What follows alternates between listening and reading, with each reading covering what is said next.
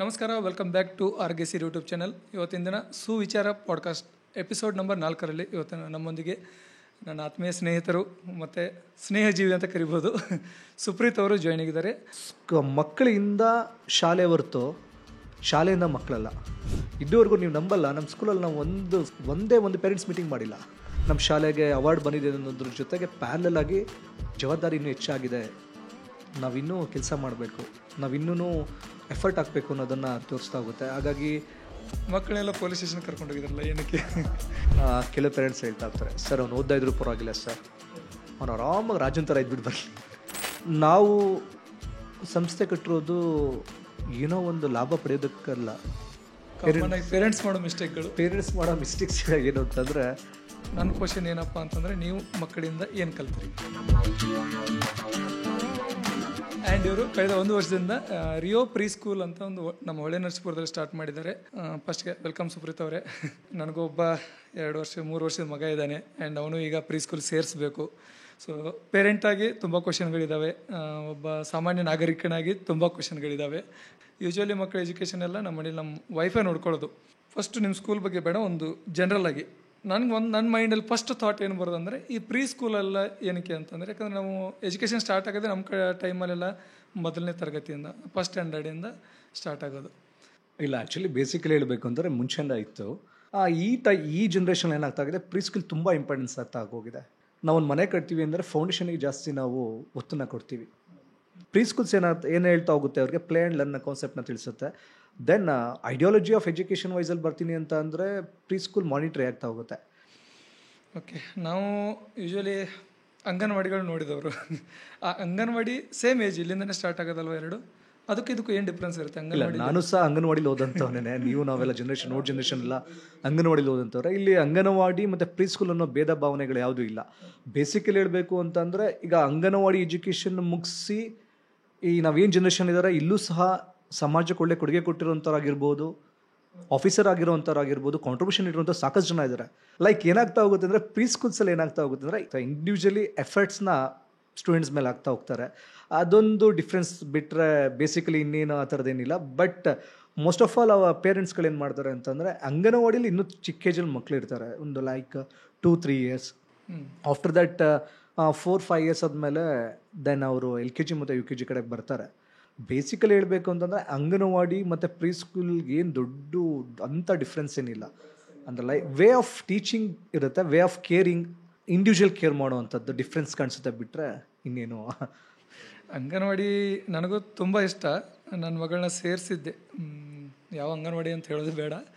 ಏನಾಗ್ಬಿಡ್ತು ಅಂದರೆ, ಒಂದು 2-3 ದಿನ ಹೋದಳು, ಒಂದು ವಾರ ಹೋದ ತಕ್ಷಣ ನಮ್ಮ ತಮ್ಮ ಇದ್ದ ಮನೇಲಿ ಬಂದ ತಕ್ಷಣ ಏನೋ ಒಂದು ಕೆಟ್ಟ ವರ್ಡ್ ಮಾತಾಡಿಬಿಟ್ಟಿದ್ದಾಳೆ. ಸೊ ಅವಾಗ ಒಬ್ಬಳೇ ಮಗಳು. ಒಂದೊಂದು ಟೈಮ್ ಅನಿಸುತ್ತೆ government school anganwadi better, but ಈ ಥರ ಆದಾಗ ಇಲ್ಲ, ಅದನ್ನು ಆ್ಯಕ್ಚುಲಿ ನಾವು ಅಂಗನವಾಡಿ ಪ್ರಾಬ್ಲಮ್ ಅನ್ನೋದು ತಪ್ಪು. ಆ ಸರ್ಕಮ್ಟೆನ್ಸ್ ಒಳಗಡೆ, ಆ ಏರಿಯಾ ಒಳಗಡೆ ಏನು ನಡೆಯುತ್ತೆ ಅದು ಮಗು ಕಲಿಯುತ್ತೆ. ನೀವು ಅಷ್ಟು ಜನ ಮಕ್ಕಳನ್ನ ಅದು ಹೆಂಗೆ ಕಂಟ್ರೋಲ್ ಮಾಡಿರ್ತೀರ ಅಂತ? ಎಷ್ಟಿದೆ ಟೋಟಲ್ ಸ್ಟ್ರೆಂತ್ ಈಗ? ಟೋಟಲ್ ಸ್ಟ್ರೆಂತ್ ಲಾಸ್ಟ್ ಇಯರ್ 104 ಇದ್ರು. ಒಬ್ಬೊಬ್ಬ ತುಂಬ ಚೆನ್ನಾಗಿದೆ ಸ್ಟ್ರೆಂತ್. ಏನಿಲ್ಲ, ಬೇಸಿಕಲಿ ಅಲ್ಲ, ಸೀರಿಯಸ್ ಆಗಿ ಹೇಳಬೇಕು ಅಂತಂದರೆ 104 ಏನು, ನಾನು ನಮ್ಮ ಸ್ಕೂಲಲ್ಲಿ ಏನು ಸ್ಟ್ರೆಂತ್ ಇದೆ ಅದಕ್ಕೆ ಕಾರಣ ನಮ್ಮ ಫ್ರೆಂಡ್ಸ್, ನಮ್ಮ ವೆಲ್ ವಿಷರ್ಸ್. ಅವ್ರು ಎಲ್ಲರೂ ಸಹ ಎಷ್ಟು ಚೆನ್ನಾಗಿ ಕೆಲಸ ಮಾಡಿದ್ರು ಅಂತಂದರೆ, ನನ್ನ ಜೊತೆಗೆ ಹೆಜ್ಜೆ ಇಟ್ಟು ಮನೆ ಪಾಂಪ್ಲೆಟ್ಸ್ ಕೊಡೋದಾಗಿರ್ಬೋದು, ಫ್ರೆಂಡ್ಗಳಿಗೆ ಸಜೆಸ್ಟ್ ಮಾಡೋವಂಥದ್ದು. ಅವರೇ ಸ್ಕೂಲ್ ಓನರ್ ಅನ್ನೋ ಥರ ತುಂಬ ಕೇರ್ ತೊಗೊಂಡು, ಇಲ್ಲ ನೀನು ಇಲ್ಲಿ ಜಾಯಿನ್ ಮಾಡಿಸ್ಲೇಬೇಕು, ನೀನು ಸ್ಕೂಲ್ ಬಗ್ಗೆ ಟೆನ್ಷನ್ ತೊಗೊಳಕೋಬೇಡ, ಫಸ್ಟ್ ಇಯರ್ ನಡೀತಾ ಇದೆ, ಏನು ನಡೆಯುತ್ತೋ ಏನಾಗುತ್ತೋ ಅದ್ರ ಬಗ್ಗೆ ಏನು ಟೆನ್ಷನ್ ಬೇಡ, ನನ್ನನ್ನು ಏನೇ ಫರ್ದರ್ ಫ್ಯೂಚರಲ್ಲಿ ಏನೇ ಪ್ರಾಬ್ಲಮ್ ನನ್ನನ್ನು ಕೇಳುವಂಥ ಸಾಕಷ್ಟು ಜನ ಬಂದು ಜೊತೆ ನಿಂತರು. ಅವ್ರಿಗೆಲ್ಲ ಈ ವೇದಿಕೆಯಲ್ಲಿ ನಾನು ಹಾರ್ಟ್ಫುಲಿ ಥ್ಯಾಂಕ್ಸ್ ಹೇಳೋಕ್ಕೆ ಇಷ್ಟಪಡ್ತೀನಿ. ಅಲ್ಲ, ನಮ್ಮ ಕೊಲಿಗೊಬ್ಬರು ಕೇಳಿದರು, ಬನ್ನಿ ಒಂದು ಸಲ ಹೋಗಿ ಸ್ಕೂಲ್ ಹೆಂಗಿದೆ ನೋಡಿ ಬರೋಂಥ. ಟು ಬಿ ಆನೆಸ್ಟ್, ನಾನು ಬಂದು ಸ್ಕೂಲ್ ನೋಡಿಲ್ಲ. ನಾನು ಹೇಳಿದೆ ಅವ್ರಿಗೆ, ಆ ಸ್ಕೂಲ್ ಹೆಂಗಾರು ಇರಲಿ, ಏನಾರು ಇರಲಿ, ಅದೇನಾರು ಇರಲಿ, ಫೀಸ್ ಎಷ್ಟಾರು ತೊಗೊಲಿ, ನಾನು ಸೇರಿಸೋದು ಅಲ್ಲಿಗೆ ನಾನು ಫಿಕ್ಸ್ ಆಗಿಬಿಟ್ಟಿದ್ದೀನಿ. ಒಂದ್ಸಲ ನೀವು ಹೋಗಿ ಮಾತಾಡ್ಕೊಂಡು ಬನ್ನಿ ಬೇಕಾದ್ರೆ. ನೀವೇನು ಹೇಳಿದ್ರಿ, ಇದೇ ಥರ ನಮ್ಮ ಪೇರೆಂಟ್ಸ್ಗಳು ನಮ್ಮ ಪರವಾಗಿ ತುಂಬ ಬ್ಯಾಟಿಂಗ್ ಮಾಡ್ತಿದ್ದಾರೆ.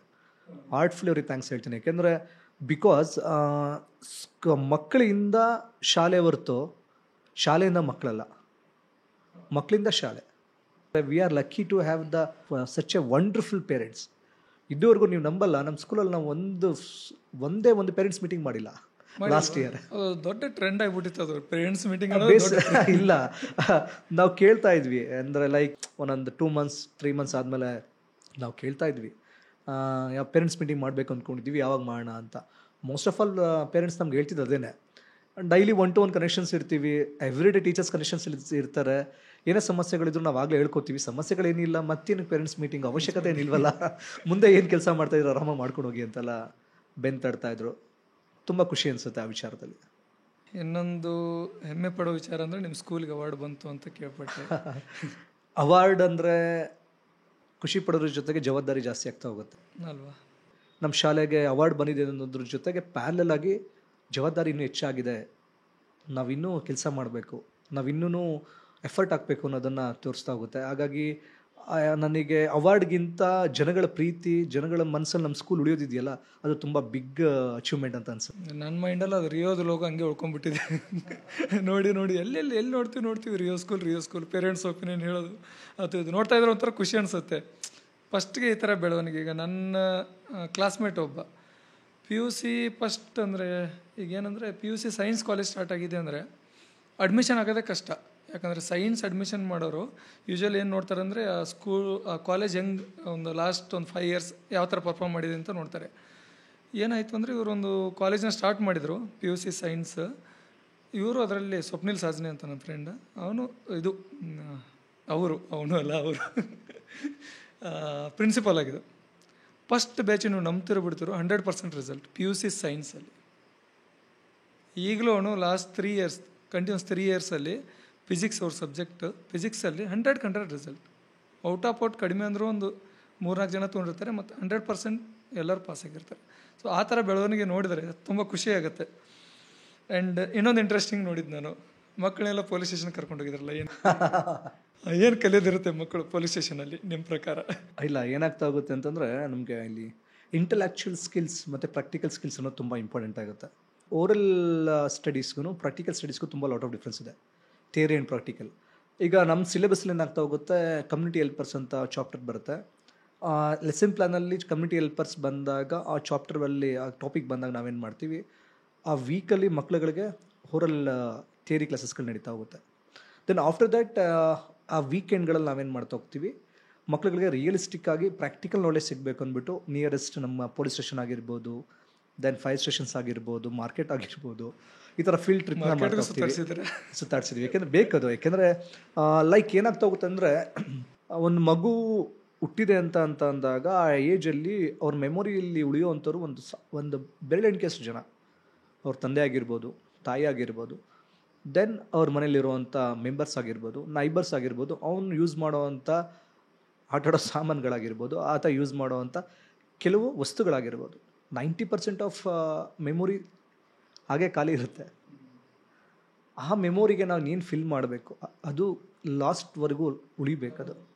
ನಾನು ಹೇಗೆ ಅದು ಫಿಲ್ ಮಾಡಬೇಕು ಅನ್ನೋದಕ್ಕೆ ಲೈಕ್ ಪ್ರಾಕ್ಟಿಕಲ್ ನಾಲೆಜ್ ತುಂಬ ಇಂಪಾರ್ಟೆಂಟ್ ಆಗುತ್ತೆ. ದೆನ್ ಈಗ ಫಾರ್ ಎಕ್ಸಾಂಪಲ್ ಎಷ್ಟೋ ಮಕ್ಳಿಗೆಲ್ಲ ಕೇಳಿದಾಗ ನೀನೇನಾಗಬೇಕು ಅಂತಂದಾಗ ನಾನು ಪೊಲೀಸ್ ಆಫೀಸರ್ ಆಗಬೇಕು. ತುಂಬ ಜನ ಹೇಳ್ತಾರೆ ಅಲ್ಲ, ಪೊಲೀಸ್ ಆಫೀಸರ್ ಆಗಬೇಕು. ಯಾಕೆ ಆಗಬೇಕು ಅಂದ್ರೆ ನಾನು ಶೂಟ್ ಮಾಡ್ತೀನಿ, ಗನ್ ತಗೊಂಡು ಶೂಟ್ ಮಾಡ್ತೀನಿ. ಅಲ್ಲಿ ಕರ್ಕೊಂಡೋದಾಗ ಪ್ರಾಕ್ಟಿಕಲ್ ಆಗಿ ಏನು ಪೊಲೀಸ್ ಆಫೀಸ್ ಹೇಗಿರುತ್ತೆ, ಒಂದು 10% ಆಫ್ ನಾಲೆಡ್ಜ್ ತೊಗೋಬೋದು ನಾವಲ್ಲಿ ಹೋದಾಗ. ಹಾಗಾಗಿ ಪ್ರಾಕ್ಟಿಕಲ್ ನಾಲೆಜ್ ತುಂಬ ಇಂಪಾರ್ಟೆಂಟ್ ಆಗ್ತಾ ಹೋಗುತ್ತೆ. ಇವತ್ತು ಥಿಯರಿ ಪಾರ್ಟಲ್ಲಿ ಏನು ಕಲಿತೀವಿ, ಆ 20% ಥಿಯರಿಗಿಂತ 80% ಆಫ್ ಪ್ರಾಕ್ಟಿಕಲ್ ನಾಲೆಜ್ ನಮ್ಮ ಮನಸ್ಸಲ್ಲಿ ಉಳಿಯುತ್ತೆ. ಹಾಗಾಗಿ ಪ್ರಾಕ್ಟಿಕಲ್ ನಾಲೆಜ್ ಹತ್ರ ಸಾಕಷ್ಟು ಕೆಲಸಗಳು ಮಾಡ್ತಾ ಹೋಗಬೇಕು. ಲೈಕ್ ನಾವೀಗ ನೋಡ್ತಾ ಇದ್ದೀವಿ, ಜರ್ಮನ್ ಆಗಿರ್ಬೋದು, ಚೈನಾ ಆಗಿರ್ಬೋದು, ಜಪಾನ್ ಲರ್ನಿಂಗ್ ಮೆಥಡಾಲಜಿ ಇರ್ಬೋದು. 5ನೇ ಕ್ಲಾಸ್ 5th ಸ್ಟ್ಯಾಂಡರ್ಡ್ಗೆ ಅವ್ರಿಗೆ ಪ್ರಾಕ್ಟಿಕಲ್ ಲ್ಯಾಬ್ಗಳು ಸ್ಟಾರ್ಟ್ ಆಗ್ತಾ ಹೋಗುತ್ತೆ. ಅದರಲ್ಲಿ ಚೀನಾ ಅಂತೂ ತುಂಬ ಯಾಕೆಂದರೆ ಪ್ರಾಕ್ಟಿಕಲ್ ನಾಲೆಜ್ ನೀವು ಕಲಿತಾ ಹೋದಾಗ ಏನಾಗುತ್ತೆ ಅಂದರೆ ಡೆಪ್ತ್ ನಾಲೆಜ್ ಒಳಗಡೆ ಹೋಗ್ತೀವಿ. ಆಗೋದು ಚಿಕ್ಕ ಬದಲಾವಣೆ ಅಷ್ಟೇ ಬಿಟ್ಟರೆ ಅದರಲ್ಲಿ ಅಂಥದ್ದು ಏನು ದೊಡ್ಡ ವಿಶೇಷ ಅಲ್ಲ. ನನಗೆ ಯಾಕೆ ಇಂಟ್ರೆಸ್ಟಿಂಗ್ ಅಂದರೆ, ಅಷ್ಟು ಸಣ್ಣ ವಯಸ್ಸಲ್ಲಿ ಮಕ್ಕಳು ಪೊಲೀಸ್ ಸ್ಟೇಷನಲ್ಲಿ ಏನು ಕಲಿಯೋದು ಇಲ್ಲ. ನಾವು ಬೇಸಿಕಲಿ ಆ ಮಕ್ಳುಗಳನ್ನ ಅಪ್ರಿಷಿಯೇಟ್ ಮಾಡಬೇಕು. ಅಷ್ಟು ಮಕ್ಳುಗಳನ್ನು ಸಹ ನಾವು ನಮ್ಮ ಸ್ಕೂಲಲ್ಲಿ ಕರ್ಕೊಂಡೋದಾಗ ಎಷ್ಟು ಡಿಸಿಪ್ಲಿನ್ ಆಗಿ ತುಂಬ ಚೆನ್ನಾಗಿ, ಆಗ Holenarasipur town station PSI Arun sir ಇದ್ದರು. ಅರುಣ್ ಸರ್ ಅವ್ರು ಹೇಳ್ತಿದ್ದಂಥ ಎಲ್ಲ ಇನ್ಸ್ಟ್ರಕ್ಷನ್ಸ್ಗಳನ್ನ ಎಷ್ಟು ನೀಟಾಗಿ ಫಾಲೋ ಮಾಡ್ತಾಯಿದ್ರು. ಎಮರ್ಜೆನ್ಸಿ ನಂಬರ್ಸಿಗೆ ಕಾಲ್ ಮಾಡಬೇಕು, ದೆನ್ ಈ ಥರ ಗನ್ ಇರುತ್ತೆ, ಇದ್ರೊಳಗಡೆ ಎಷ್ಟು ಬುಲೆಟ್ಸ್ ಇರುತ್ತೆ, ಲೈಕ್ ನೀವು ಬೈಕಲ್ಲಿ ಹೋಗ್ಬೇಕಾದ್ರೆ ಹೆಲ್ಮೆಟ್ನ ಯೂಸ್ ಮಾಡಬೇಕು, ಕಾರಲ್ಲಿ ಹೋಗ್ಬೇಕಾದ್ರೆ ಸೀಟ್ ಬೆಲ್ಟ್ನ ಹಾಕಬೇಕು. ಇದೆಲ್ಲ ನಮ್ಮ ಆ ಸೇಫ್ಟಿ ಆ್ಯಂಡ್ ಮೆಜರ್ಮೆಂಟ್ ಅನ್ನೋ ಚಾಪ್ಟಲ್ಲಿ ಬರ್ತಾ ಹೋಗುತ್ತೆ. ನಮ್ಮ ಟೀಚರ್ಸ್ ಎಲ್ಲ ಅದರಲ್ಲಿ ಪಾಠ ಹೇಳ್ಕೊಟ್ಟಿರ್ತಾರೆ. ದೆನ್ ನೋಡಿ ಪ್ರಾಕ್ಟಿಕಲ್ ನಾಲೆಜ್ ಎಷ್ಟು ಇಂಪಾರ್ಟೆಂಟ್ ಅಂತ ಅಂದರೆ, ಒಂದು ಸ್ಟೂಡೆಂಟ್ ಡಿಯಾ ಅಂದ್ಬಿಟ್ಟು ಅವರು ಅವ್ರ ಡ್ಯಾಡಿ ಬೈಕಲ್ಲಿ ಹೋಗ್ಬೇಕಾದ್ರೆ ಪಾಪ ಹೆಲ್ಮೆಟ್ ಹಾಕೋಬೇಕಂತೆ, ಪಾಪ ಹೆಲ್ಮೆಟ್ ಹಾಕೊಂಡಿಲ್ಲ ಅಂದರೆ ರಾಂಗ್ ಅಂತ ಪೊಲೀಸ್ ಅಂಕಲ್ ಹೇಳಿದರು ಅಂತ ಹೇಳಿದ್ರು. That is the beauty of practical. ನಾನು ನಿಜ ನೆಕ್ಸ್ಟ್ ಕ್ವಶನ್ ಅದನ್ನೇ ಕೇಳ್ಬೇಕು ಅಂದ್ಕೊಂಡಿದ್ದೆ ನಾನು. ಖಂಡಿತ ಒಂದು 2-3 ಜನರು ಸೀಟ್ ಬೆಲ್ಟ್ಸ್ ಹಾಕ್ಸಿರ್ತಾರೆ, ಹೆಲ್ಮೆಟು ಹಾಕ್ಸಿರ್ತಾರೆ. ಓಕೆ, ಪೊಲೀಸ್ ಸ್ಟೇಷನ್ ಆಯಿತು. ಆ್ಯಂಡ್ ಇನ್ನೊಂದು ಇಂಟ್ರೆಸ್ಟಿಂಗ್ ನೋಡಿದೆ ಅಂದರೆ, ನೀವು ಗ್ರ್ಯಾಂಡ್ ಪೇರೆಂಟ್ಸ್ ಡೇ ಅಂತ ಮಾಡಿದ್ರಿ. ಆಮೇಲೆ ಪಾರ್ಕ್ ಈ ಸಾಲು ಮರದ ತಿಮ್ಮಕ್ಕವನ ಅಲ್ಲೆಲ್ಲ ಕರ್ಕೊಂಡು ಹೋಗ್ತೀರ. ನಾನು ಬೇರೆ ಎಲ್ಲೂ ನೋಡಿಲ್ಲ ಅಷ್ಟೇ, ಯಾವುದೋ ಸ್ಕೂಲ್ ಫಾಲೋ ಮಾಡಲ್ಲ, ಬಟ್ ಬೇರೆ ಎಲ್ಲೂ ಮಾಡಲ್ಲ ಅನಿಸುತ್ತೆ. ಏನಿದ್ರ ಹಿಂದಿನ ಕತೆ? ಈ ಥರ ಐಡಿಯಾಗಳೆಲ್ಲ ಎಲ್ಲಿಂದ ಬರುತ್ತೆ? ಇಲ್ಲ, ಅದು ಆ್ಯಕ್ಚುಲಿ ಐಡಿಯಾ ಅಂತ ಅಲ್ಲ, ನಮ್ಮ ಬೇರು ಅಲ್ವಾ ನಮ್ಮ ಅಜ್ಜಿ ತಾತ. ಅವರಿಲ್ಲಲೇ ನಾವಿಲ್ಲ. ನಾವು ಅಜ್ಜ ಅಜ್ಜಿ ಅವರ ಪ್ರೀತಿನ, ಅವರ ಕೇರ್ನ, ಅವರ ಅಫೆಕ್ಷನ್ಸ್ನ ಇವತ್ತಿನ ಜನ್ರೇಷನ್ ಮಕ್ಳುಗಳು ಮರಿತಾ ಇದ್ದಾರೆ. ಅವ್ರಿಗೆ ಅವಕಾಶಗಳು ಸಿಗ್ತಾ ಇಲ್ಲ. ಈ ಮುಂಚೆ ಏನಾಗ್ತಿದೆ, ನಮ್ಮ ಜಾಯಿಂಟ್ ಫ್ಯಾಮಿಲಿನ ಏನಾಗ್ತಾ ಇತ್ತು ಅಂದರೆ, ಮಕ್ಳುಗಳಿಗೆ ಏನೂ ಸಹ ಕಲಿಸ್ತಾ ಇರಲಿಲ್ಲ ಅವ್ರು ಯಾರು. ಅಜ್ಜ ಅಜ್ಜಿಂದಿರಾಗಲಿ, ದೊಡ್ಡಪ್ಪ ಚಿಕ್ಕಪ್ಪ ಆಗಲಿ, ಅತ್ತೆ ಮಾವಂದಿರಾಗಲಿ ಏನೂ ಸಹ ಕಲಿತಾ ಇರಲಿಲ್ಲ. ಆ ವ್ಯವಸ್ಥೆ ಕಲಿಸ್ತಾ ಇತ್ತು ಮಕ್ಳುಗಳಿಗೆ. ಅವ್ರ ಆ ಥರ ನಡ್ಕೊಳ್ಳೋರು. ಮಕ್ಕಳಿದ್ದಾರೆ ಮಾತಾಡಬೇಡಿ ಅಂತ ಹೇಳೋರು. ಹಿರಿ ಜೀವಗಳು ಅವ್ರು ಗುದ್ದಾಡ್ಬೇಕಾದ್ರೆ ಏನೋ ಮಾಡ್ಬೇಕಾದ್ರೆ ಮಕ್ಳು ಮುಂದೆ ಮಾತಾಡಬೇಡಿ. ಅವರ ಐಡಿಯಾಲಜಿ ಹೇಗಿತ್ತು, ಲೈಕ್ ಅಂಥ ಇಂಟ್ರೆಸ್ಟಿಂಗ್ ಬ್ಯೂಟಿಫುಲ್ ಸೋಲ್ಗಳು ಈ ಜನ್ರೇಷನಲ್ಲಿ ಸಿಗದೇ ಇರೋವಂಥದ್ದು ನಮ್ಮ ಮಕ್ಳುಗಳನ್ನ ನಾವು ಅನ್ಲಕ್ಕಿ ಅಂತ ಕರಿಬೋದು. ಅದನ್ನು ಹೇಳಬೇಕು ಅಂತಂದರೆ, ನಮ್ಮದೊಂದು ಚಿಕ್ಕ ನಿದರ್ಶನಗಳು. ನಾವೆಲ್ಲ ಸಮ್ಮರ್ ಹಾಲಿಡೇಸ್ ಮತ್ತು ದಸರಾ ಹಾಲಿಡೇಸ್ ಮನೆ ಊರಿಗೆಲ್ಲ ಹೋದಾಗ ನಮ್ಮ ಅಜ್ಜಿ ಅಜ್ಜ ಎಲ್ಲ ಬಂದು ಬಸ್ ಸ್ಟ್ಯಾಂಡಲ್ಲಿ ನಿಂತಿರೋರು ನಮ್ಮನ್ನು ಕರ್ಕೊಂಡು ಹೋಗೋದಕ್ಕೆ. ನೋಡಿ ಅವ್ರ ಪ್ರೀತಿ ಎಷ್ಟಿತ್ತು. ದೆನ್ ಅವರು ಬಸ್ ಸ್ಟ್ಯಾಂಡಿಂದ ನಮ್ಮ ಮನೆ ಕರ್ಕೊಂಡು ಹೋಗ್ತಾಯಿದ್ರು. ಒಂದು ಸಮ್ ಡೇ ನಾವು ಅಲ್ಲಿ ಉಳ್ಕೋತಾ ಇದ್ವಿ, 10 days 15 days ಉಳ್ಕೋತಾ ಇದ್ವಿ. ಅವರು ವಾಪಸ್ ನಮ್ಮ ಊರಿಗೆ ಕಳಿಸೋದಕ್ಕೆ ಸಾಕಷ್ಟು ಪೋಸ್ಟ್ಪೋನ್ ಥಿಯರಿಗಳನ್ನ ಇಟ್ಕೊಡ್ತಿರೋರು. ಎಸ್, ಇವತ್ತು ಮಂಗಳವಾರ, ಮಟ್ ಮಂಗಳವಾರ ನೀನು ಮನೆ ಬಿಟ್ಟು ಹೋಗ್ಬಾರ್ದು ಅನ್ನೋ ಅಂತ ಹೇಳೋದಂಥದ್ದು. ಫ್ರೈಡೇ ಬಂದಾಗ ಲಕ್ಷ್ಮೀ ವಾರ ಹೋಗ್ಬೇಡಪ್ಪ ಅಂತೇಳಿ. ಅಂದರೆ ಲೈಕ್ ಅವ್ರ ಪ್ರೀತಿ ಏನಿದೆ, ಆ ಮೊಮ್ಮಕ್ಕಳ ಮೇಲೆ ಎಷ್ಟು ಆಸೆ ಇದೆ ಅಂತಂದರೆ, ಅವರು ಎಜುಕೇಷನ್ಗೆ ತೊಂದರೆ ಕೊಡಬೇಕು ಅನ್ನೋದಲ್ಲ, ಒಂದು ಸ್ವಲ್ಪ ದಿನ ನಮ್ಮ ಒಟ್ಟಿಗೆ ಇರಲಿ ಅನ್ನೋದು.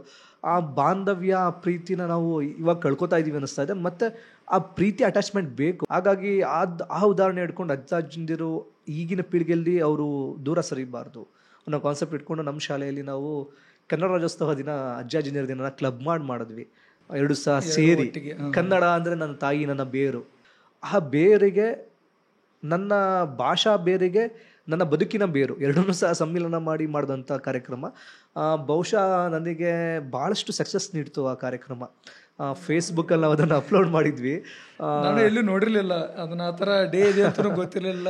ತುಂಬ ಜನ ಇಷ್ಟಪಟ್ಟರು. ತುಂಬ ಹಿರಿ ಜೀವಗಳು ಎಲ್ಲ ತಮ್ಮ ನೋವುನಲ್ಲಿ ಎಲ್ಲದನ್ನು ಮರ್ತಿ ತಮ್ಮ ಕಿರಿಜೀವಗಳ ಜೊತೆ ಹೆಜ್ಜೆ ಇಟ್ಟರು, ಡ್ಯಾನ್ಸ್ ಮಾಡಿದ್ರು, ಸಮಯ ಕಳೆದ್ರು. ಒಂದು ಡೇ ಅವ್ರ ಜೊತೆ ನಮ್ಮ ಶಾಲೆ ಒಳಗಡೆ ಅವರು ಸಹ ವಿದ್ಯಾರ್ಥಿಯಾಗಿ ಕಳೆದ ಹೋದ್ರು. ತುಂಬ ಆ್ಯಕ್ಚುಲಿ ಅವರ ಕಣ್ಣಲ್ಲಿ ಆ ಆನಂದ ಬಾಷ್ಪ ನೋಡೋದು ಇದೆಯಲ್ಲ, ಅದು ತುಂಬ ಮನಸ್ಸಿಗೆ ತುಂಬ ಖುಷಿ ಅನಿಸುತ್ತೆ. ನಿಜವಲ್ಲ, ನನಗೂ ಸೂಪರ್ ಅನಿಸ್ತದು. ನಮ್ಮ ಮನೇಲಿ ಅಷ್ಟೇ, ನಮ್ಮಮ್ಮ ಈಗ ನಮ್ಮ ಮಗಳಿಗೆಲ್ಲ ಈಗ ಮಾವಿನ ಹಣ್ಣೆಲ್ಲ ಸಪ್ರೇಟಾಗಿ ಎತ್ತಿಟ್ಟಿರ್ತಾರೆ ಅವ್ರಿಗೋಸ್ಕರ ಅಂತಾನೆ. ಅದು ನಾವು ಅವರಷ್ಟೇ ಅಲ್ಲ, ಪಕ್ಕದ ಮನೆಯವ್ರಿಗೂ ಅಷ್ಟೇ, ಪಕ್ಕದ ಮನೆಯವರು ಅಷ್ಟೇ, ಅದು ಅಮ್ಮಗಪ್ಪ ಆ ಗಿಡ ಮುಟ್ಟಕ್ಕೆ ಹೋಗ್ಬೇಡಿ ಯಾರು, ಆ ಥರ. ಇನ್ನು ಅದಾದಮೇಲೆ ನಿಮ್ಮ ಸ್ಕೂಲ್ ಬಗ್ಗೆ, ನನ್ನ ಪ್ರಕಾರ ಯಾರೊಬ್ರು ಸ್ಕೂಲ್ ಸ್ಟಾರ್ಟ್ ಮಾಡ್ಬೇಕಂದ್ರೆ ಅವ್ರದ್ದು ಒಂದು ಹೆಸರಲ್ಲೋ ಅಥವಾ ಕಮ್ಯುನಿಟಿ ಹೆಸರಲ್ಲೋ ಅವ್ರದ್ದೇ ಒಂದೇನೋ ಸಂಸ್ಥೆನ ಸ್ಟಾರ್ಟ್ ಮಾಡ್ಕೊಂಡ್ಬಿಡ್ತಾರೆ. ನೀವು ಯಾಕೆ ರಿಯೋ ಪ್ರೀ ಸ್ಕೂಲ್ ಆ ಸಂಸ್ಥೆನ ಯಾಕೆ ಸೆಲೆಕ್ಟ್ ಮಾಡಿದ್ರಿ? ಏನಕ್ಕೆ ಅಂತಂದರೆ, ನಾವೇ ಇಂಡಿವಿಜುವಲಾಗಿ ಸ್ಕೂಲ್ನ ರನ್ ಮಾಡ್ಬೋದಿತ್ತು. ಬಟ್ ಇವತ್ತಿನ ಕಾಂಪಿಟೇಷನ್ ಲೈಫಲ್ಲಿ ಮತ್ತು ನಮಗಿರುವಂಥ ಟೈಮಲ್ಲಿ ನಾವು ಫ್ರಾಂಚೈಸಿ ಕಡೆ ನಾವು ಒತ್ತು ಕೊಟ್ವಿ. ಉದ್ದೇಶ ಏನು ಅಂತಂದರೆ, ನಮಗೆ ರೆಡಿಮೇಡ್ ಫುಡ್ ಸಿಕ್ದಂಗೆ ಆಗುತ್ತೆ. ಕಲಿಕ್ಯುಲಮ್ಸ್ ಆಗಿರ್ಬೋದು, ದೆನ್ ನಮ್ಮ ಇನ್ವಾಲ್ವ್ಮೆಂಟ್ಸ್ ಆಗಿರ್ಬೋದು, ಟೀಚರ್ಸ್ ಡೆವಲಪ್ಮೆಂಟ್ಸ್ ಆಗಿರ್ಬೋದು, ಟೀಚರ್ ಟ್ರೈನಿಂಗ್ ಆಗಿರ್ಬೋದು, ಅದೆಲ್ಲ ಸಹ ಫ್ರಾಂಚೈಸಿಂದ ನಡೆಯುವಂಥದ್ದು. ಅದ್ರ ಜೊತೆಗೆ ನಮ್ದು ಎಷ್ಟು ಎಫರ್ಟ್ಸ್ ಇರುತ್ತೆ. ಇನ್ನೊಂದು ಸಿಲೆಬಸ್ ಬಗ್ಗೆ, ಇದು CBSE ICSE ಏನೇನೋ ಬ್ರ್ಯಾಂಡ್ಗಳು ಬಂದುಬಿಟ್ಟಿದ್ದಾವೆ ಈಗ. ಅಲ್ಲ, ನಿಮ್ದು ಯಾವುದು? ಅಲ್ಲ, ಸೀರಿಯಸ್ ಆಗಿ ಹೇಳಬೇಕು ಅಂತಂದರೆ, ಪ್ರೀ ಪ್ರೈಮರಿ ಸ್ಕೂಲ್ಗೆ ಯಾವುದೇ ಸಿಲೆಬಸ್ ಇರಲ್ಲ. ಇಲ್ವಾ? ಯಾವುದೇ ಸಿಲೆಬಸ್ ಬೋರ್ಡ್ಗಳು ತುಂಬ ನೋಡಿದ್ದೀನಿ. ICSE ನಿಮ್ಗೆ ಏನಾಗ್ತಾ ಹೋಗುತ್ತೆ ಅಂದರೆ, ICSE ಆಗಿರ್ಬೋದು, CBSE ಆಗಿರ್ಬೋದು, ಅದು ಮೊದಲನೇ ತರಗತಿಯಿಂದ ಮುಂದೆ ಬರ್ತದೆ. LKG UKG ಇರಲ್ಲ, ಏನಿರಲ್ಲ. ನಾವು ಏನು ಪ್ರೀ ಸ್ಕೂಲ್ ಪರ್ಮಿಷನ್ಸ್ ತಗೋತೀವಿ under the state government under ನಾವು ರಿಜಿಸ್ಟರ್ಡ್ ಆಗ್ತಾ ಹೋಗ್ತೀವಿ. ದೆನ್ ನಮಗೆ ಒಂದು ಸ್ಟ್ರಕ್ಚರ್ ಇರುತ್ತೆ, ಸಿಲೆಬಸ್ ಸ್ಟ್ರಕ್ಚರ್ಸ್ ಇರುತ್ತೆ. ಆ ಸಿಲೆಬಸ್ ಸ್ಟ್ರಕ್ಚರ್ಸಿಗೆ ನನಗೆ ಹೇಗೆ ಬೇಕು, ನಮ್ಮ ಲೊಕ್ಯಾಲಿಟಿಗೆ ಹೇಗೆ ಬೇಕು ಆ ಥರ ಸಿಲೆಬಸ್ನ ನಾವು ರಚನೆ ಮಾಡ್ಕೊಂಡಿರ್ತಾರೆ. ಹಾಗಾಗಿ ಏನಿದ್ರು CBSE ICSE ಅನ್ನೋ ಟಾಪಿಕ್ ಒಂದನೇ ಕ್ಲಾಸ್ ಮೇಲೆ ಮಾತಾಡಬೇಕೆ ಬಿಟ್ಟರೆ ಪ್ರೀ ಸ್ಕೂಲಲ್ಲಿ ಮಾತಾಡೋ ಸ್ಕೂಲಲ್ಲಿ ಪ್ಯೂರ್ ಮಾರ್ಕೆಟಿಂಗ್ ಗಿಮಿಕ್ ಹಂಗಾರೆ ಇದು. ಒಳ್ಳೆ ಮಾರ್ಕೆಟಿಂಗ್ ಟೆಕ್ನಿಕ್ ಹಂಗಾರೆ. ಇಂಟ್ರೆಸ್ಟಿಂಗ್ ಕ್ವಶನ್ ಇದು. ಯೂಶ್ವಲಿ ನಾವು 1ನೇ ಕ್ಲಾಸಿಂದ ಓದಿದವರು ಫಸ್ಟ್ ಹೋದ ತಕ್ಷಣ ಪ್ರೇಯರ್ ಇರುತ್ತೆ, ಪ್ರೇಯರ್ ಆದಮೇಲೆ ಫಸ್ಟ್ ಪೀರಿಯಡ್ ಸೆಕೆಂಡ್ ಪೀರಿಯಡ್. ಈ ಥರ ಪ್ರೀ ಸ್ಕೂಲಲ್ಲಿ ಯಾವ ಥರ ಇರುತ್ತೆ? ಒನ್ ಡೇ ಫುಲ್ ಮಕ್ಕಳು ಬರ್ತಾರೆ, ಸ್ಕೂಲ್ ಒಳಗಡೆ ಎಂಟ್ರಿ ಆಗ್ತಾರೆ. ಎಂಟ್ರಿ ಆದ ತಕ್ಷಣ ಅವ್ರಿಗೆ ವೆಲ್ಕಮ್ ಮಾಡೋಕ್ಕೆ ಟೀಚರ್ಸ್ ಇರ್ತಾರೆ, ಅವ್ರ ಬ್ಯಾಗ್ಸ್ನ ಎಲ್ಲ ಕ್ಯಾರಿ ಮಾಡೋದಕ್ಕೆ ಆಂಟಿ ಇರ್ತಾರೆ, ಒಂದು ಹೈ-ಫೈ ಮಾಡ್ತಾರೆ, ಹಗ್ ಮಾಡ್ತಾರೆ, ಒಳಗಡೆ ಹೋಗ್ತಾರೆ. ಒಳಗಡೆ ಹೋಗಿ 5 minutes ರಿಲ್ಯಾಕ್ಸೇಷನ್ ಫ್ರೆಂಡ್ಸ್ ಜೊತೆ ಎಲ್ಲ ಮಾತಾಡ್ತಾರೆ. ಯಾರೋ ಅಳ್ತಾ ಇರ್ತಾರೆ, ಅಳೋ ಮಗುನ ನಾವು ಒಳಗಡೆ ಕಳಿಸಲ್ಲ. ಅವರಿಗೆ ಪ್ಲೇ ಏರಿಯಾದಲ್ಲಿ ಬಿಟ್ಟು ಒಂದು 10 ನಿಮಿಷ ಆಟ ಆಡಿಸಿ ಅವರು ಸಮಾಧಾನ ಆದಮೇಲೆ ಒಳಗಡೆ ಕಳಿಸೋನು. ಸ್ಕೂಲ್ ಬೇಡ ಅಂತ ಸ್ಟಾರ್ಟಿಂಗಲ್ಲಿ ಹಠ ಮಾಡ್ತಾರಲ್ಲ ಅವರು. ಹೌದು ಅಂತಾರೆ ಇದ್ದಾಗ. ದೆನ್ ಅದಾದಮೇಲೆ ಒಡೆ ಬರ್ತಾರೆ. ಒಡೆ ಬಂದಾಗ ನಾವು ನಮ್ಮ ದೇಶಕ್ಕೆ ನಾವು ಗೌರವ ಕೊಡಲೇಬೇಕು. ಹಾಗಾಗಿ ನಾವು ನ್ಯಾಷನಲ್ ಆ್ಯಂಥಮ್ನ ಮಕ್ಕಳುಗಳಿಗೆ ಹೇಳಿಸ್ತೀವಿ. ಆ್ಯಸ್ ಇಟ್ ಈಸ್ ನಾವೆಲ್ಲ ಕಲ್ತಿದ್ದೀವಲ್ಲ, ಹಾಗೇ ರಾಷ್ಟ್ರಗೀತೆ ನಾಡಗೀತೆಗಳನ್ನ ಹೇಳ್ತಾರೆ. ಹೇಳಿದ್ಮೇಲೆ ಅವರು ಕ್ಲಾಸ್ಗಳಲ್ಲಿ ಹೋಗಿ ಅವರು ಅಸೆಂಬಲ್ ಆಗ್ತಾರೆ, ಅವ್ರ ಕ್ಲಾಸಲ್ಲಿ ಕೂರ್ತಾರೆ. ಕೂತ ತಕ್ಷಣ ನೆಕ್ಸ್ಟ್ ಅವ್ರಿಗೆ ಕ್ಲಾಸಸ್ ನಡೀತಾ ಹೋಗುತ್ತೆ. ಫಸ್ಟು ಓರಲ್ ಕ್ಲಾಸಸ್ ನಡೀತಾ ಹೋಗುತ್ತೆ. ಕ್ಲಾಸಸ್ ಎಲ್ಲ ಮುಗಿದ ಮೇಲೆ ದೆನ್ ಒಂದು ವಾಟರ್ ಬೆಲ್ ಅಂತ ಇರುತ್ತೆ, ಒಂದು 5 to 10 minutes ಒಂದು ರಿಲ್ಯಾಕ್ಸೇಷನ್ ಬೆಲ್ ಅಂತ, ರಿಲ್ಯಾಕ್ಸೇಷನ್ ಪೀರಿಯಡ್ಸ್ ಅಂತ ಇರುತ್ತೆ. ದೆನ್ ಅದಾದಮೇಲೆ ರೈಟಿಂಗ್ ಸೆಕ್ಷನ್ಸ್ ಇರುತ್ತೆ. ಆಮೇಲೆ ಲಂಚ್ ಅವರ್ಸಲ್ಲಿ ಏನಾಗುತ್ತೆ, ಇಂಡಿವಿಜುವಲಿ ಎಲ್ಲ ಮಕ್ಳುಗಳ್ನು ನೋಡಿ ಅವ್ರ ಪಕ್ಕದಲ್ಲೇ ಕೂತ್ಕೊಂಡು ಊಟ ಮಾಡಿಸೋವಂಥ ಕಾನ್ಸೆಪ್ಟನ್ನ ನಾವು ಬಿಲ್ಡ್ ಮಾಡಿದ್ದೀವಿ. ಇಲ್ಲೊಂದು ಡೌಟ್ ಇದೆ ನನ್ನ ಮಗಳಿಗೆ. ನನ್ನ ಮಗಳ ಟೈಮಲ್ಲಿ ಅಬ್ಸರ್ವ್ ಮಾಡಿದ್ದೆ ನಾನು. ಮನೇಲಿ ನೋಡಿದ್ರೆ ಊಟ ಮಾಡಲ್ಲ, ಒಂದು 2 ತುತ್ತು ತಿಂದರೆ ಹೆಚ್ಚು, ನಾವು ಓಡಾಡ್ಸ್ಕೊಂಡು ಊಟ ಮಾಡಿಸ್ಬೇಕು. ಅದೇ ಸ್ಕೂಲಲ್ಲಿ ನೋಡ್ತಿದ್ದೆ ಬರೋ ಅಷ್ಟೊತ್ತಿ ಡಬ್ಬ ಖಾಲಿ, ವಾಟರ್ ಬಾಟ್ಲ್ ಖಾಲಿ. ಅದು ಹೆಂಗಪ್ಪ, ನನಗೆಲ್ಲರೂ ಚಳಿ ಬರ್ತಾಳ ಅಂತ ಡೌಟ್ ನನಗೆ. ಇಲ್ಲ ನಾನು ತುಂಬ ಅಬ್ಸರ್ವ್ ಮಾಡಿದ್ದೀನಿ ಈ ವಿಚಾರ. ಅದು ನಿಮ್ಮ ಸ್ಕೂಲಲ್ಲೆಲ್ಲ ಹೆಂಗೆ ಮಾಡ್ತೀರಾ? ನಾವೇನು ಮಾಡ್ತೀವಿ ಅಂದರೆ ಎಂಕರೇಜ್ ಮಾಡ್ತಾ ಹೋಗ್ತೀವಿ ಮಕ್ಳುಗಳನ್ನ. ಅವ್ರು ಪ್ರೆಸರೈಸ್ ಮಾಡೋಕ್ಕೆ ಹೋಗಲ್ಲ. ಇವತ್ತು ಯಾರು ಫಸ್ಟ್ ಊಟ ಮಾಡ್ತಾರೆ ಅವ್ರಿಗೆ ನಮ್ಮ ಕಡೆಯಿಂದ ಚಾಕ್ಲೇಟ್ಸ್, ಅವ್ರು hero, super man, spider man, just ಈ ಥರ ಬಿಂಬಿಸ್ತಾ ಹೋಗ್ತೀವಿ. ದೆನ್ ಅವರು ಆ ವಾಯ್ಸ್ ಕೇಳಿದ ತಕ್ಷಣ ಅವರ ಹ್ಯಾಂಡು ಮತ್ತು ಅವರ ರಿಯಾಕ್ಷನ್ಸು ಹೋಗ್ತಾ ಹೋಗುತ್ತೆ, ಈಸಿಯಾಗಿ ಹೋಗ್ತಾ ಹೋಗುತ್ತೆ. ಯಾವ ಲೆವೆಲ್ಗೆ ಹೋಗ್ತಾರೆ ಅಂದರೆ ಬಾಯಲ್ಲಿ ಹಿಡ್ಕೊಂಡು ಫೋ ಆಮ್ ದ ಫಸ್ಟ್ ಅನ್ನೋ ರೇಂಜ್ಗೆ ಹೋಗ್ತಾ ಹೋಗುತ್ತೆ. ಬೇಸಿಕಲಿ ಅದನ್ನು ನಾವು ಯಾವುದೇ ವಿಚಾರ ಆದರೂ ಅಷ್ಟೇ ನಾವು ಮಕ್ಕಳಲ್ಲಿ ಪ್ರೆಸರೈಸ್ ಮಾಡಿದ್ರೆ ಅವ್ರು 0.1% ಮುಂದೆ ಹೋಗೋದೇ ಇಲ್ಲ. ಏನಿದ್ರು ಮೋಟಿವೇಶನಲ್ ಥಾಟ್ಸಲ್ಲಿ ಹೋಗಬೇಕು, ಏನಿದ್ರು ಅವ್ರನ್ನ ಖುಷಿ ಪಡಿಸೇ ಹೋಗಬೇಕು. ಹಾಗಾಗಿ ಮಕ್ಕಳು ಬೇಗ ಈಸಿಯಾಗಿ ಅದನ್ನು ಅರ್ಥ ಮಾಡ್ಕೊತಾ ಹೋಗ್ತಾರೆ. ನಾವು ಅದನ್ನು ಕ್ಯಾಚ್ ಮಾಡಬೇಕಾಗತ್ತೆ.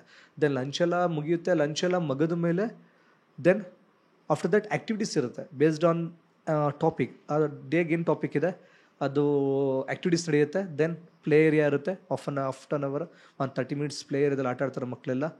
ಅದೆಲ್ಲ ಮುಗಿಸ್ಕೊಂಡು ನೆಕ್ಸ್ಟ್ ಮತ್ತೆ ಎಲ್ಲ ಹೈ-ಫೈ ಮಾಡಿ ಮನೆಗೆ ಹೊರಡ್ತಾರೆ. ಈಗ ಅಂಗನವಾಡಿಲೆಲ್ಲ ಮಲಸೋದು, ನಿದ್ದೆ ಮಾಡಿಸೋದೆಲ್ಲ ಇದೆ. ಏನಾಗ್ತಾ ಹೋಗುತ್ತೆ ಅಂದರೆ ಯಾರಿಗೆ ಎಮರ್ಜೆನ್ಸಿ ಲೈಕ್ ಹೆಲ್ತ್ ಇಶ್ಯೂಸ್ ಇರುತ್ತೆ, ಇನ್ನು ಸಮಸ್ಯೆಗಳಿದ್ದಾಗ ಅಂಥ ಮಕ್ಳುಗಳನ್ನ ನಾವು ಸಹ ಅವಕಾಶಗಳು ಮಾಡ್ಕೋತೀವಿ. ಮಕ್ಕಳಿಗೆ ತುಂಬ ನಿದ್ದೆನೂ ತುಂಬ ಇಂಪಾರ್ಟೆಂಟ್. ಸೊ ಅದಾದಮೇಲೆ ಇನ್ನೊಂದು ಕ್ವಶನ್, ಮಕ್ಕಳುಗಳು ತುಂಬ ಹಠ ಮಾಡೋವು, ತುಂಬ ಪೋಲಿ ಇರೋವು, ಅವತ್ರೆಲ್ಲ ಹೆಂಗೆ ಕಂಟ್ರೋಲ್ ಮಾಡ್ತಾರೆ? ಇಲ್ಲ, ಯಾಕಂದರೆ ಮಕ್ಕಳನ್ನೇ ನಾವು ಕಂಟ್ರೋಲ್ ಮಾಡೋದು ಕಷ್ಟ. ಈಗಿನ ಮಕ್ಕಳಂತೂ ತುಂಬ, ಯಾಕಂದ್ರೆ ಈಗ ಹೊಡೆಯಂಗಿಲ್ಲ ಬಡಿಯಂಗಿಲ್ಲ ಆ ಥರ ಎಲ್ಲ ರೂಲ್ಸ್ಗಳಿದ್ದಾವೆ. ಯಾವ ಥರ ಕಂಟ್ರೋಲ್ ಮಾಡ್ತೀರಾ? ಇಲ್ಲ, ಹಠ ಮಾಡಿದಾಗ ಏನು ಅನಿಸ್ತಾ ಹೋಗುತ್ತೆ ಅಂತಂದರೆ ಮಕ್ಕಳುಗಳದ್ದು ಅದು ಸಾಮಾನ್ಯ ವಿಚಾರ. ಅದು ಎಲ್ಲರೂ ಮನೆಯಲ್ಲಿ ಹಠ ಮಾಡೋದು. ನಾವು ಹಠ ಮಾಡಿದ್ದೀವಿ, ನೀವು ಹಠ ಮಾಡಿದ್ದೀರ ಚಿಕ್ಕವರಿದ್ದಾಗ. ಈಗಿನ ಮಕ್ಕಳು ಸ್ವಲ್ಪ ಇನ್ನು ಅತಿ ಹೆಚ್ಚಿನ ಮಟ್ಟದಲ್ಲಿ ಹಠ ಮಾಡ್ತಾರೆ. ಬಹುಶಃ ನಾವೆಲ್ಲ ಹೇಗೆ ಹ್ಯಾಂಡಲ್ ಮಾಡ್ತೀವಿ ಅಂತಂದರೆ ನಾವು ಸುಮ್ಮನೆ ಒಂದು ಸೂಟ್ ಕೇಸ್ ಮಾಡ್ಕೊಬಿಟ್ಟಿದ್ವಿ. ಲೈಕ್ ಆ ರೂಮಲ್ಲಿ ಲಯನ್ ಇದೆ, ಟೈಗರ್ ಇದೆ, ಅದಕ್ಕೆ ಒಳಗಡೆ ಕೂರಿಸ್ಬಿಡ್ತೀವಿ, ಮನೆಗೆ ಲೇಟಾಗಿ ಕಳಿಸಿ. ಲೈಕ್ ಯಾವ ಥರ ಅಂತಂದರೆ ಅವ್ರ ಹಠ ಏನು ಮಾಡ್ತಾರೆ ಅದ್ರ ಆಪೋಸಿಟ್ ನಾವು ಮಾತಾಡಬಾರ್ದು. ಅವ್ರ ಪರವಾಗಿನೇ ಮಮ್ಮಿ ಕಾಲ್ ಮಾಡಿ ಅಂತ ಅಳ್ತಾ ಇರ್ತಾರೆ, ಹಠ ಮಾಡ್ತಾ ಇರ್ತಾರೆ. ನಾವು ನಮ್ಮ ಮೇಡಮ್ ಕಾಲ್ ಮಾಡ್ತೀವಿ, ಮೇಡಮ್ ಮಗು ಅಳ್ತಾ ಇದ್ದಾನೆ, ಬರ್ತಾ ಇದ್ದೀರಾ, ಇಲ್ಲಿದ್ದೀರಾ ಅಂತ. ನಮ್ಮ ಮೇಡಮ್ಮೇ ಮಾತಾಡಿ, ಹಾಂ ಸರ್ ಬರ್ತಾಯಿದ್ದೀನಿ ಸರ್, 20 minutes ಬರ್ತೀನಿ ಸರ್ ಅಂತಾರೆ. ಆಗ ಅವ್ನು ನೋಡಪ್ಪ ಮಮ್ಮಿ ಬರ್ತಿದ್ದಾರೆ, 20 minutes ಬರ್ತಾರಂತಪ್ಪ, ನೀನು ಕುತ್ಕೊಂಡು ನೀನು ಹತ್ರ ಬರಲ್ವಂತೆ. ಈ ಥರ ಕನ್ವಿನ್ಸ್ ಮಾಡ್ತಾ ಹೋಗ್ತೀವಿ. ಇನ್ನು ತೀರಾ ಹಠ ಮಾಡಿದಂಥ ಸಮಯದಲ್ಲಿ ನಾವು ಆ ರೂಮಲ್ಲಿ ಟೈಗರ್ ಇದೆ, ಲಯನ್ ಇದೆ, ನೋಡಪ್ಪ ನಾನು ಬಿಟ್ಬಿಡ್ತೀನಿ ಅಷ್ಟೇ, ಆಮೇಲೆ ಟೈಗರ್ ತಿನ್ಕೊಳ್ಳುತ್ತೆ, ನಿನ್ನ ಲಯನ್ ತಿನ್ಕೊಳ್ಳುತ್ತೆ, ನಾನು ಏನೂ ಮಾಡೋಕ್ಕಾಗಲ್ಲ ಆಮೇಲೆ ಅಂತ. ಈ ಥರ ಸೆಂಟಿಮೆಂಟಲ್ಲಿ ನಾವು ಆ್ಯಕ್ಟ್ ಮಾಡ್ತಾ ಹೋಗ್ತೀವಿ ಅವ್ರನ್ನ. ಫಿಸಿಕಲಿ ಹ್ಯಾರೆಸ್ಮೆಂಟ್ ಮಾಡಿದ್ರೆ ಅದು ಎಜುಕೇಷನ್ ಸೆಕ್ಟರ್ ಅಂತ ಅನ್ಸಲ್ಲ. ಯಾಕೆಂದರೆ ತುಂಬ ಚಿಕ್ಕ ಮಕ್ಕಳು ಹಠ ಮಾಡಕ್ಕೆ ಸ್ಟಾರ್ಟ್ ಮಾಡಿಬಿಡ್ತಾರೆ, ನಾನು ಹೋಗಲ್ಲ. ಹೌದು, ಮಕ್ಕಳು ತುಂಬ ಚಿಕ್ಕ ಮಕ್ಕಳುಗಳು, ಮತ್ತು ಅವರಲ್ಲಿ ಅದು ಆ ವಿಕಸನನೇ ಬೇರೆ. ಅವ್ರು ಆ ಏಜಲ್ಲಿ ನಾನು ಪ್ರೆಸರೈಸ್ ಮಾಡೋ ಅಂಥದ್ದಲ್ಲ. ಅವ್ರನ್ನ ನಾನು ಲೈಕ್ ಯಾವ ಥರ ತೊಗೋಬೇಕಂದ್ರೆ ಅವ್ನು ನಮ್ಮ ಸ್ಕೂಲಿಗೆ ಬರ್ತೀನಿ ಅಂದರೆ this is my second home ಅನ್ನಿಸ್ಬೇಕು ಅಂತ ಫೀಲ್ ಆಗಬೇಕು. ಆ ಫೀಲ್ ಆಗೋದಕ್ಕೆ ನಾನೇನು ಆ ಪ್ಯಾರಾಮೀಟರ್ಸ್ಗಳನ್ನ ಮ್ಯಾಚ್ ಮಾಡ್ಕೋಬೇಕು. ಅದನ್ನು ನಾನು ಪರ್ಟಿಕ್ಯುಲರ್ಲಿ ನಾನು ಕಲ್ತಿರಬೇಕು, ಮ್ಯಾನೇಜ್ಮೆಂಟ್ ಕಲ್ತಿರಬೇಕು, ದೆನ್ ಸ್ಟಾಫ್ ಕಲ್ತಿರಬೇಕು, ಈವನ್ ನಮ್ಮ ಇನ್ಕ್ಲೂಡಿಂಗ್ ಟೀಚರ್ಸ್ ಆ್ಯಂಡ್ INT ಸಹ ಕಲ್ತಿರಬೇಕು. ಅದು ಮೋಸ್ಟ್ ಇಂಪಾರ್ಟೆಂಟ್ ಆಗ್ತಾ ಹೋಗುತ್ತೆ. ನಾನು ಹೇಗೆ ಲೈಕ್ ಅವ್ನಿಗೆ ಹೆಂಗೆ ಅನ್ನಿಸ್ಬೇಕು ಅಂತಂದರೆ this is my safest zone.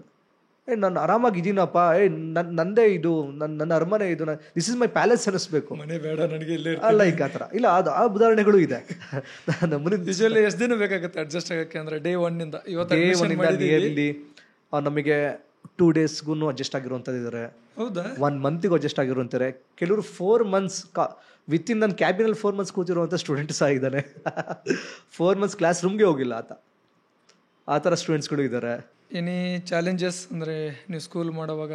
ಈಗ ಎಜುಕೇಷನ್ ಒಂದು ಬಿಸ್ನೆಸ್ ಆಗಿದೆ, ಬಿಸ್ನೆಸ್ ಅಂದ ತಕ್ಷಣ ಕಾಂಪಿಟೇಷನ್ ಇರುತ್ತೆ. ಆ ಥರ ಯಾವ್ದಾದ್ರು ಚಾಲೆಂಜಸ್ ಏನಾದ್ರು ಬಂದಿದ್ದಾವ? ಎವ್ರಿಡೇ ಚಾಲೆಂಜ್ ಇರುತ್ತೆ. ಚಾಲೆಂಜ್ ಅನ್ನೋದು ಈ ಭೂಮಿ ಮೇಲೆ ಸೂರ್ಯ ಚಂದ್ರ ಎಲ್ಲಿವರೆಗೂ ಇರ್ತಾನೋ ಅಲ್ಲಿವರೆಗೂ ಚಾಲೆಂಜ್ ಇದ್ದೇ ಇರುತ್ತೆ. ಚಾಲೆಂಜ್ ಬೇಡ ಅಂದರೆ ನಾನು ಸುಮ್ಮನೆ ಮನೇಲಿ ಇರಬೇಕು. ನಾನು ರೇಸಲ್ಲಿ ಇದ್ದೀನಿ ಅಂದರೆ ಚಾಲೆಂಜನ್ನ ಮತ್ತು ರಿಸ್ಕ್ ತೊಗೊಳಕ್ಕೆ ರೆಡಿ ಇರಬೇಕು.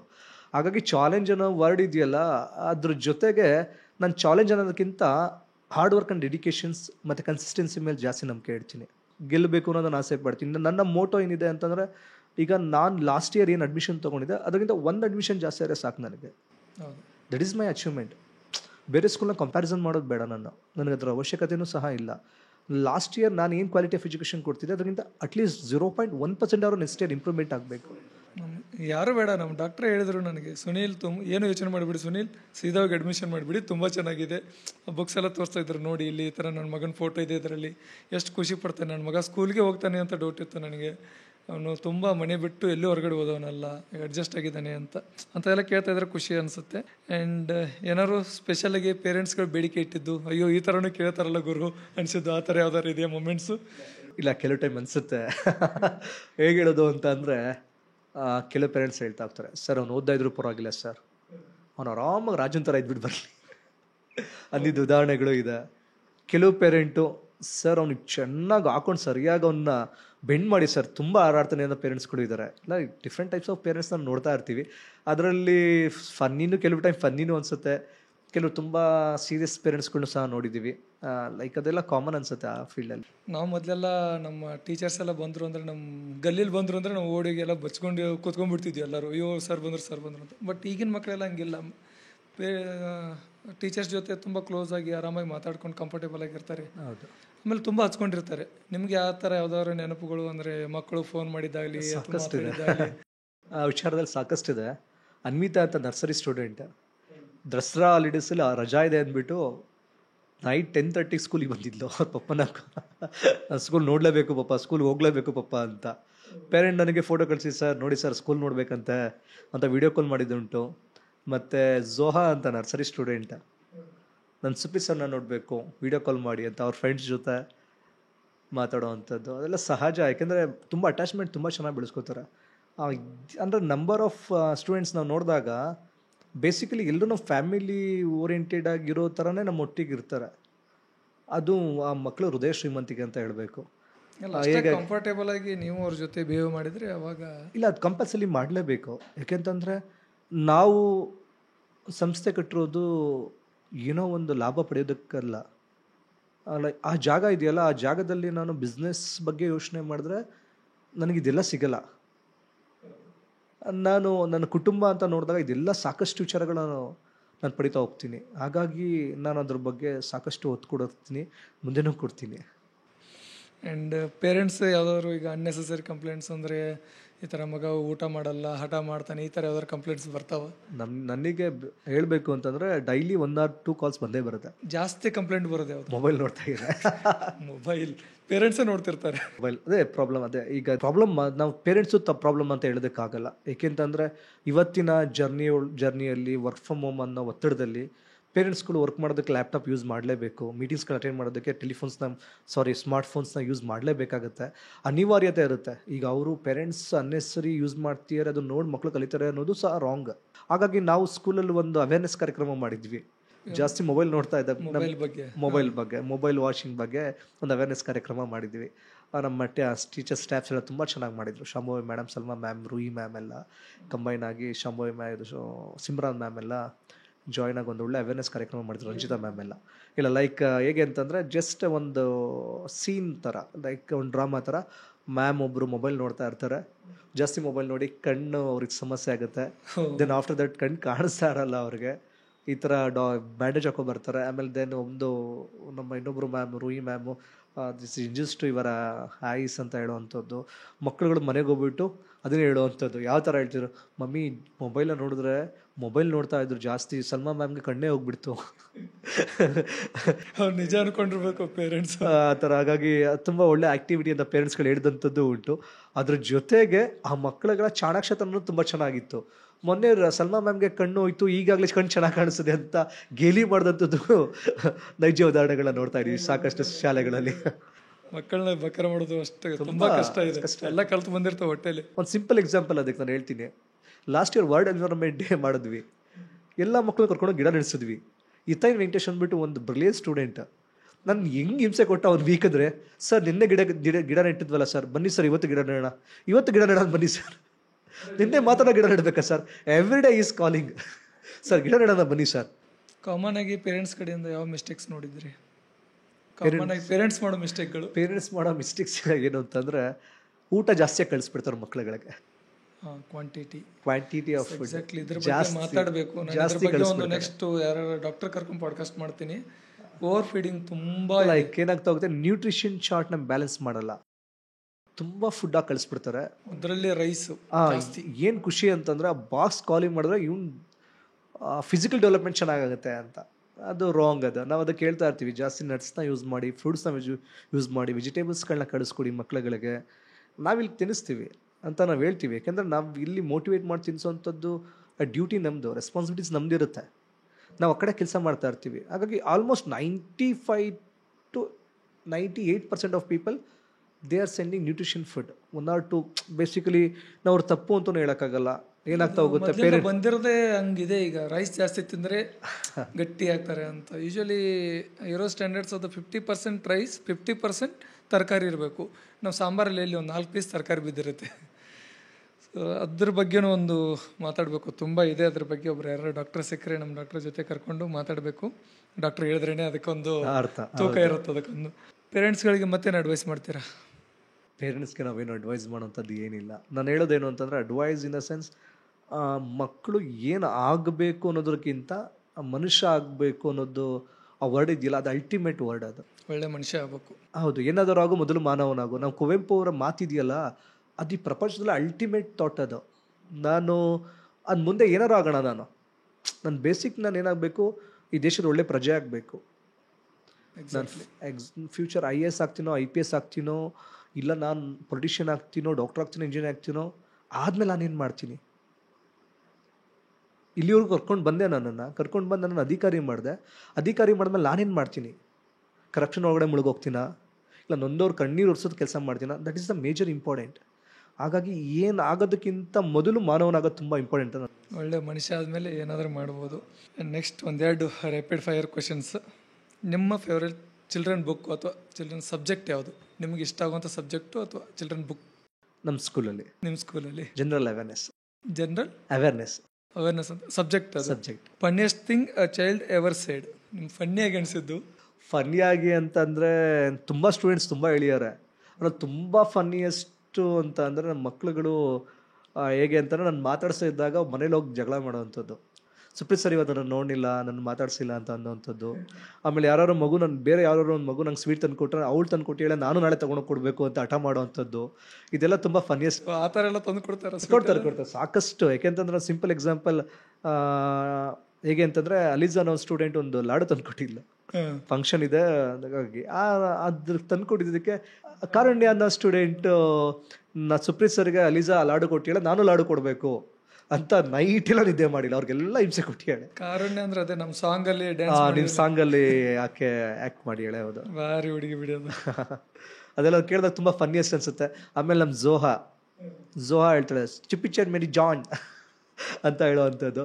ಆ ಮಕ್ಳುಗಳ ಪ್ರೀತಿ ಅದು ಲೈಕ್ ಯಾವ ಥರ ಅನಿಸುತ್ತೆ ಅಂತಂದರೆ, ಯಾವುದೋ ಜನ್ಮದ ಬಂಧುಗಳು ನಾವೆಲ್ಲ ಅನಿಸುತ್ತೆ. ನೀವು ನಂಬಲ್ಲ, ಏನೇ ಮನ್ಸಲ್ಲಿ ನೋವಿದ್ರು, ಏನೇ ಒಂದು ಒತ್ತಡ ಇದ್ರೂ, ಆ ಗೇಟ್ ತೆಗೆದು ಹೊರಗಡೆ ಹೋದ ತಕ್ಷಣ ಅದು ಸಿಗೋವಂಥದ್ದು ನೆಮ್ಮದಿ ಇದೆಯಲ್ಲ, ನನ್ನ ಲೈಫಲ್ಲಿ ಎಲ್ಲೂ ಸಹ ಸಿಕ್ಕಿಲ್ಲ. ಇದನ್ನು ನಾನು ಆರ್ಟ್ಫುಲಿ ಹೇಳ್ತೀನಿ. ನನ್ನ ಮಗನು ಈಗ ನೆಕ್ಸ್ಟು ಅಡ್ಮಿಷನ್ ಮಾಡಬೇಕು, ಈ ವರ್ಷನೋ ಅಥವಾ ಮುಂದಿನ ವರ್ಷನೋ. ನನಗೆ ಒಂದು ಎಜುಕೇಷನ್ ಸಿಸ್ಟಮಲ್ಲಿ ಒಂದು 2 ಗ್ಯಾಪ್ಗಳಿದ್ದಾವೆ. ಗ್ಯಾಪ್ಗಳು ಅಥವಾ ಏನು ಕಾನ್ಸು ಗೊತ್ತಿಲ್ಲ ನನಗೆ, ಅದು ಏನಕ್ಕೆ ಎಕ್ಸಾಕ್ಟ್ ವರ್ಡ್ ಏನು ಅಂತ.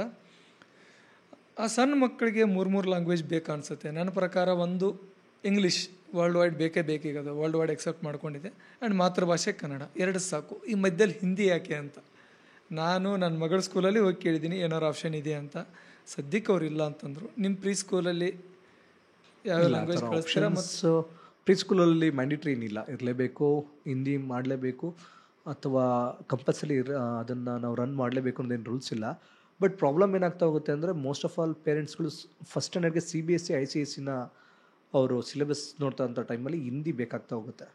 ಹಾಗಾಗಿ ಹಿಂದಿ ಸಬ್ಜೆಕ್ಟ್ನ ನಾರ್ಮಲಿ ಎಲ್ಲ ಸ್ಕೂಲ್ಗಳಲ್ಲೂ ಸಹ ಇಟ್ಟಿರ್ತಾರೆ. ಇವತ್ತಿನ ವ್ಯವಸ್ಥೆಯಲ್ಲಿ ತ್ರಿಭಾಷಾ ಶಿಕ್ಷಣದ ಬಗ್ಗೆ ಸಾಕಷ್ಟು ಪರ ವಿರೋಧಗಳು ನಡೀತಾ ಹೋಗ್ತಾ ಇದೆ.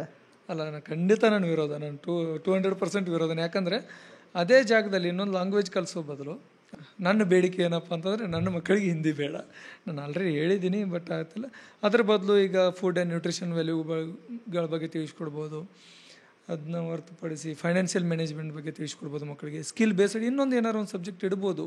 ಯಾಕಂದರೆ ಬೇರೆ ದೇಶದಲ್ಲಿ, ಚೀನಾದಲ್ಲಿ ಎಜುಕೇಷನ್ ಸಿಸ್ಟಮ್ ನೋಡಿ ಒಂದೇ ಲ್ಯಾಂಗ್ವೇಜ್ ಇರೋದು. ಓಕೆ, ರಿಯೋ ಪ್ರೀ ಸ್ಕೂಲ್ ಆಯಿತು, ಇನ್ನು ರಿಯೋ ಪ್ರೈಮರಿ ಸ್ಕೂಲ್ ನೋಡ್ಬೋದಾ ಆದಷ್ಟು ಬೇಗ? ನೋಡೋಣ, ಎಲ್ಲ ಪೇರೆಂಟ್ಸ್ಗಳ ಬೇಡಿಕೆ ಇದೆ, ಅದ್ರ ಕಡೆ ಸ್ವಲ್ಪ ಕೆಲಸ ಮಾಡ್ತಾ ಇದ್ದೀವಿ. ಅಂದರೆ ಮಕ್ಕಳು ಆಲ್ರೆಡಿ ಈಗ ಅಡ್ಜಸ್ಟ್ ಆಗಿಬಿಟ್ಟಿರ್ತವೆ, ನಿಮ್ಮ ವೇ ಆಫ್ ಟೀಚಿಂಗು, ನಿಮ್ಮ ಎಥಿಕ್ಸ್ಗೆ ಅಡ್ಜಸ್ಟ್ ಆಗಿಬಿಟ್ಟಿರ್ತವೆ. ಸಡನ್ನಾಗಿ ನಾವು ನೆಕ್ಸ್ಟ್ ಬೇರೆ ಸ್ಕೂಲ್ ಅಂದ ತಕ್ಷಣ ಅಲ್ಲಿ ಥಿಯರಿ, ಅಲ್ಲಿ ವೇ ಆಫ್ ಟೀಚಿಂಗ್ ಬೇರೆ ಇರುತ್ತೆ. ಸೊ ಸಡನ್ನಾಗಿ ನಾವು ಬೇರೆ ಸ್ಕೂಲ್ ಸೇರಿಸೋದು ಅಂದ್ರೆ ಕಷ್ಟನೇ. ಸೊ ನೆಕ್ಸ್ಟ್ ನಮ್ಮದು ಫ್ಯೂಚರ್ ನೋಡ್ತಾ ಇರೋದು ಎಲ್ಲ ಪೇರೆಂಟ್ಸ್ಗಳು ಕ್ವಶನ್ಸ್ ಅದೇನೆ, ಕಂಟಿನ್ಯೂಟಿ ಇರಲಿ ಅನ್ನೋದು. ಆ ಕಂಟಿನ್ಯೂಟಿಗೆ ಸ್ವಲ್ಪ ನಮಗೂ ಹೋಮ್ವರ್ಕ್ ಮಾಡ್ಕೋಬೇಕಾಗತ್ತೆ. ಈಗೇನು ಈ ಸಕ್ಸಸ್ ಸಿಕ್ಕಿದೆ, ಈ ಸಕ್ಸಸ್ ಜೊತೆಗೆ ನಾವು ಕಂಟಿನ್ಯೂಟಿ ಮಾಡ್ತೀವಿ ಅಂದರೆ ಸ್ವಲ್ಪ ಹೋಮ್ವರ್ಕ್ ಕೆಲಸ ಮಾಡ್ಕೋಬೇಕಾಗತ್ತೆ, ಪ್ರಿಪ್ರೇಷನ್ಸ್ಗಳು ಬೇಕಾಗುತ್ತೆ. ಸ್ವಲ್ಪ ಸಕ್ಸಸ್ಸು ಒಂದ್ಸಲ ಪ್ರೆಸರ್ ಹಾಕತ್ತಲ್ವ? ಇಲ್ಲ 20% ನೀವು ಹೇಳಿ ಸತ್ಯ. ಅದಾದಮೇಲೆ ಏನೇ ಕಾಂಟ್ಯಾಕ್ಟ್ ನಂಬರ್, ಈಗ ನಮ್ಮ ಒಳ್ಳೆ ನರಸೀಪುರ ಬಿಟ್ಟು ಬೇರೆ ಕಡೆ ರಿಯೋ ಸ್ಕೂಲ್ನ ಕಾಂಟ್ಯಾಕ್ಟ್ ಮಾಡ್ಬೇಕಂದ್ರೆ ಈಗ ಬೇರೆ ಕಡೆ ಎಲ್ಲ ಕಡೆ ಬ್ರಾಂಚ್ ಎಲ್ಲ ಹೆಡ್ ಕ್ವಾರ್ಟರ್ಸ್ಗಳಲ್ಲಿ ಬ್ರಾಂಚಸ್ ಇದೆ. ಎಲ್ಲ ಮೇಜರ್ ಕರ್ನಾಟಕ, ತೆಲಂಗಾಣ, ಆಂಧ್ರ ಪ್ರದೇಶ್, ಚೆನ್ನೈಲೆಲ್ಲ ಇದೆ. ಮೋಸ್ಟ್ ಆಫ್ ಆಲ್ ಎಲ್ಲ ಡಿಸ್ಟ್ರಿಕ್ಟ್ ಹೆಡ್ ಕ್ವಾರ್ಟರ್ಸ್ಗಳಲ್ಲಿ ಆಲ್ರೆಡಿ ಇದೆ. ಈಗ ತಾಲೂಕು ಹೆಡ್ ಕ್ವಾರ್ಟರ್ಸ್ಗಳಲ್ಲಿ ಬ್ರಾಂಚಸ್ಗಳು ಓಪನ್ ಆಗ್ತಾ ಇದೆ. ಸೇಮ್ ನೇಮ್ ಅಲ್ವಾ? ರಿಯೋ ಪ್ರೀ ಸ್ಕೂಲು ಮತ್ತು ಪ್ರೈಮರಿ ಸ್ಕೂಲ್ ಎಲ್ಲ ಓನ್ಲಿ ಪ್ರೀ ಸ್ಕೂಲ್ ಅಷ್ಟೇ. ಓಕೆ. ಈಗ ಅದ್ರ ಏನಾದ್ರು ಕಾಂಟ್ಯಾಕ್ಟ್ ನಂಬರ್ ಇದ್ರೆ ಕೊಡಿ, ಸ್ಕ್ರೀನ್ ಮೇಲೆ ಹಾಕಿಬಿಡ್ತೀನಿ. ಯಾರು ಪೇರೆಂಟ್ಸು ಅಂದರೆ ಬರೀ ಒಳ್ಳೆ ನರಸೀಪುರ ಅಷ್ಟೇ ನೋಡಲ್ವಲ್ಲ, ಹಂಗಾಗಿ ಯೂಸ್ ಆಗುತ್ತೆ. ಇದು ನಮ್ಮ ಪಾಡ್ಕಾಸ್ಟ್ನ ಹೆಸರು ಸುವಿಚಾರ. ಒಳ್ಳೊಳ್ಳೆ ವಿಚಾರಗಳನ್ನು ನಾವು ಕೊಡೋಣ ಎಲ್ಲರಿಗೂ. ಮತ್ತು ನಮ್ಮದೊಂದು ಥಾಟ್ ಏನಪ್ಪ ಅಂತಂದರೆ, ಎಲ್ಲರಿಂದ ಒಂದು ಕಲಿಯೋದಿರುತ್ತೆ. ನನ್ನ ಕ್ವಶನ್ ಏನಪ್ಪ ಅಂತಂದರೆ, ನೀವು ಮಕ್ಕಳಿಂದ ಏನು ಕಲ್ತ್ರಿ? Beautiful question. ಮಕ್ಕಳಿಂದ ಏನು ಕಲ್ತ್ರಿ ಅನ್ನೋದು ಇದೆಯಲ್ಲ, ಅಲ್ಲಿ ಬಹುಶಃ ಆ ಕುವೆಂಪು ಅವರ ವಿಶ್ವಮಾನವ ಪರಿಕಲ್ಪನೆ ಇದೆಯಲ್ಲ, ಆ ಪರಿಕಲ್ಪನೆಗೆ ನಾವು ಏನೂ ರಿಸರ್ಚ್ ಮಾಡೋ ಅವಶ್ಯಕತೆನೇ ಇಲ್ಲ. ಮಕ್ಕಳ ಜೊತೆ 1 ಅವರ್ ಇರೋ ಸಾಕು, ವಿಶ್ವಮಾನವ ಪರಿಕಲ್ಪನೆ ಏನು ಅಂತ ಗೊತ್ತಾಗ್ತಾ ಹೋಗುತ್ತೆ. ಓದೋದೇ ಬೇಕಾಗೇ ಇಲ್ಲ. ನನ್ನ ಹೇಳ್ತಿಲ್ವಾ, ನೀವು ಯಾವುದೋ ಒಂದು ಅಧ್ಯಯನ ಮಾಡೋವಂಥದ್ದು ವಿಶ್ವಮಾನವ ಪರಿಕಲ್ಪನೆಗೆ ನಾನು ಹೇಗೆ ತಿಳ್ಕೊಬೇಕು, ಹೇಗೆ ಅಡಾಪ್ಟ್ ಮಾಡ್ಕೋಬೇಕು ಅನ್ನೋದೆಲ್ಲ ಆ ಸರ್ಕಸ್ಗೆ ಹೋಗೋದು ಬೇಕಾಗಿಲ್ಲ.